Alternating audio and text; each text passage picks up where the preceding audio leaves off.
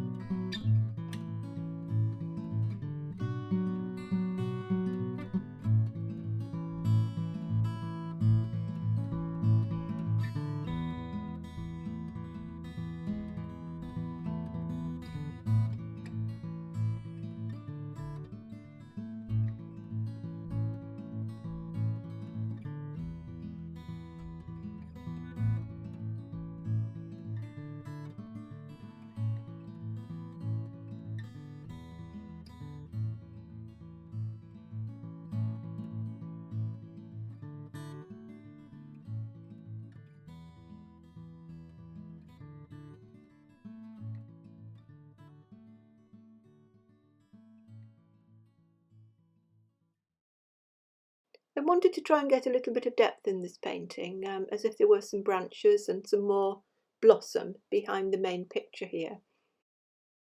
I painted the twigs with a mix of the cobalt with a little bit of burnt umber or burnt sienna.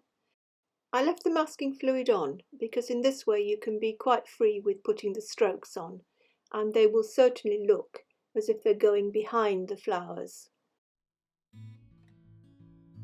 I'm using a number 3 rigger brush for this work and the background was dry. Varying the tone of the twigs will enhance this feeling of depth in the picture, hopefully.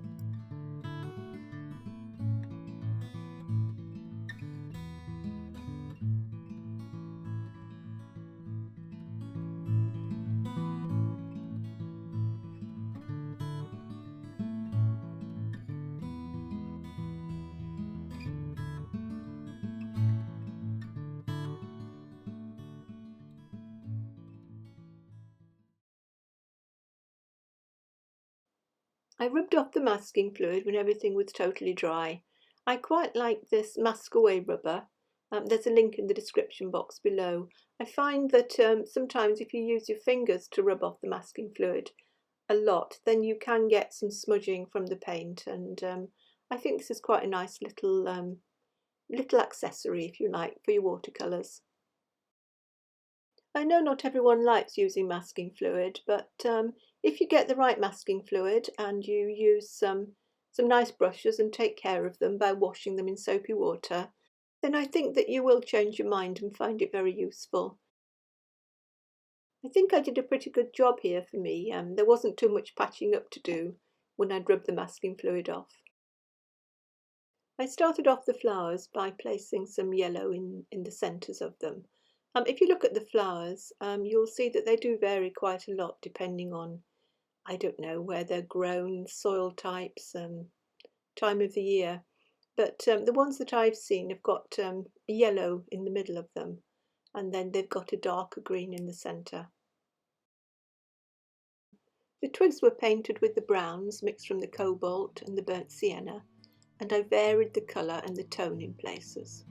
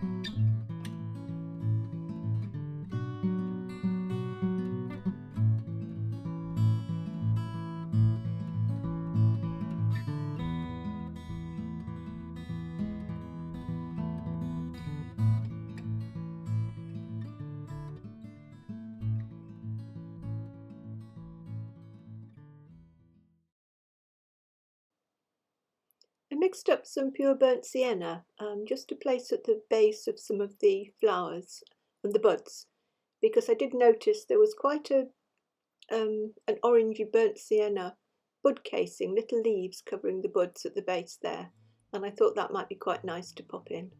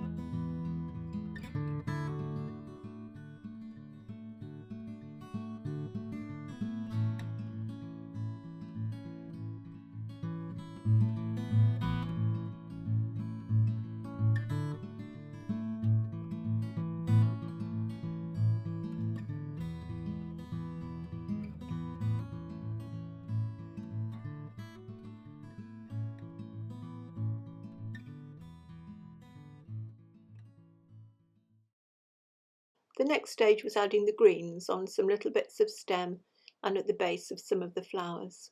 I do like to mix my own greens, as you probably know, and I do have a video out that explains how to mix greens using Prussian blue as a base. In this case, I did use the very dark greens for the centres of the flowers using the Prussian blue with burnt sienna and a bit of yellow, because I find I can't get the really dark greens with the other blues. But generally for this picture and for my spring paintings, I do like sap green. It's a tube green, but it's a nice, subdued, laid-back sort of green. It's not artificial looking at all.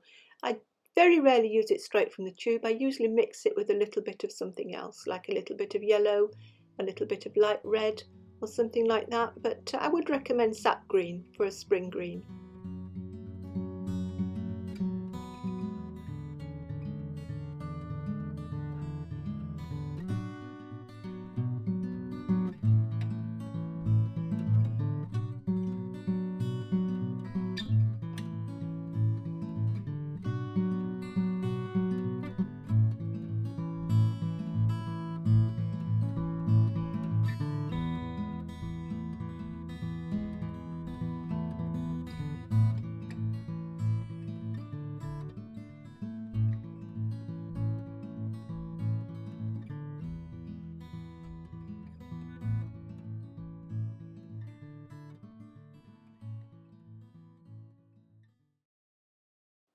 I damped the centre of the flowers with a little bit of water before dropping in the dark green, because I wanted to get a soft edge on them and I wanted them looking a little bit wet into wet.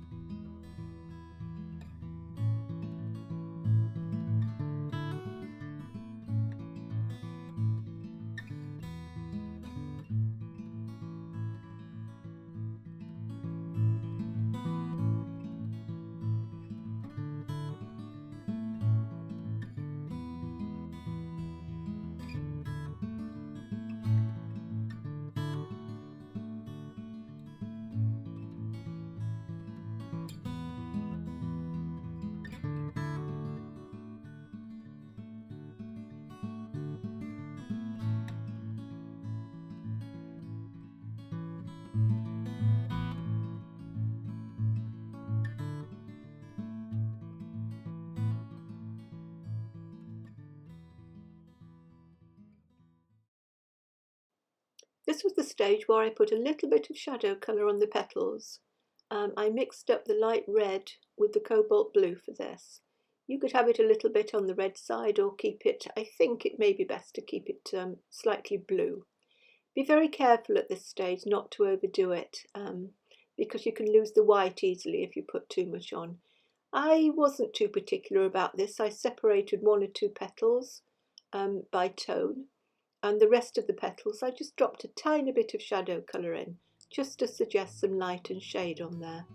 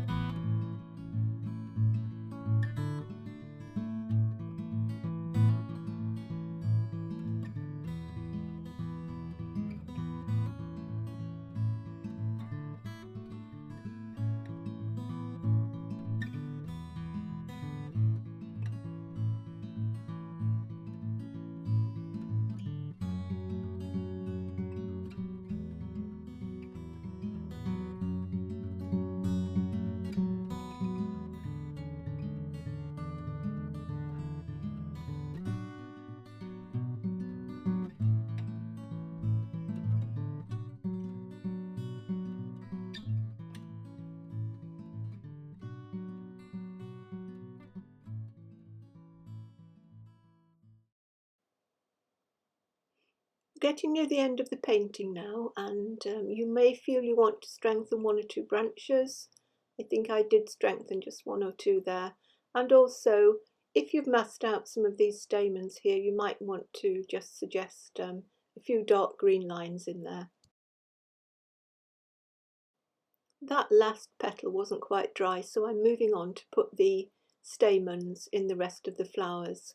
Again, don't overdo it because it can start looking too fussy. If you look at the actual petals themselves, then they do have an awful lot of stamens on there. I do have a previous video painted a couple of years ago when I go into more detail on the structure of the Blackthorn. You might like to have a look at that. This picture is more of an interpretation without, I hope, losing the character of the Blackthorn itself. I wanted to suggest some flowers, petals, little buds in the distance behind this picture again to enhance that feeling of depth in there. I'm using the pen white again as I usually do, but you could certainly use gouache and even a little bit of acrylic. The pen white doesn't reconstitute, so I just put out a little bit at a time, just the amount I need to use.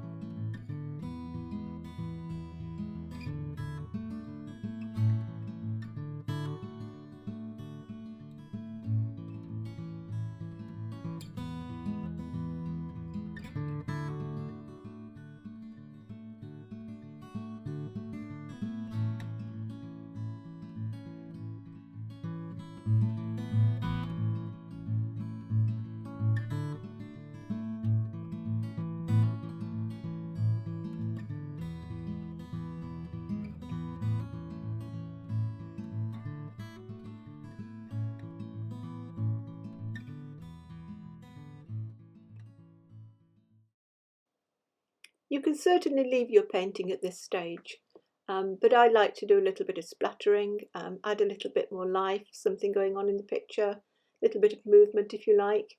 If you can get the splattering near the top of the stamens, it can quite often suggest pollen just floating off into the air.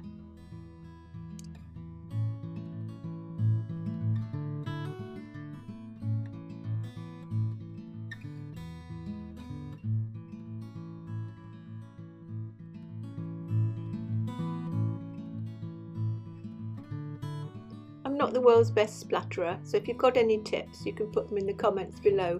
They have to be really helpful for us.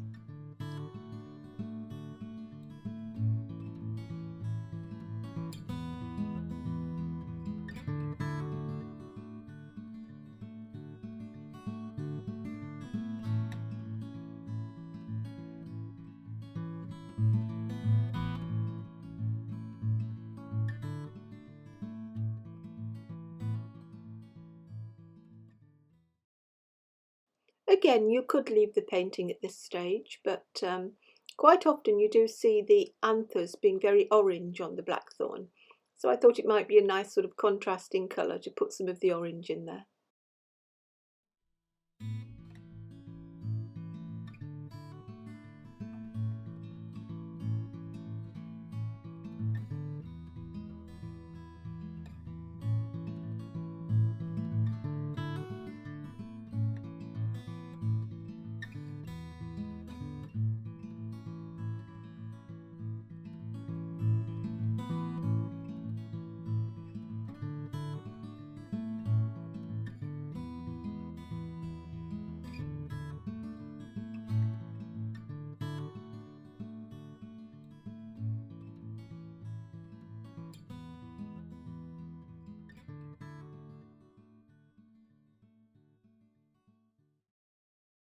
As always, I do hope you enjoyed the video and learned from it, and I hope you have a lot of fun painting your own Blackthorn pictures.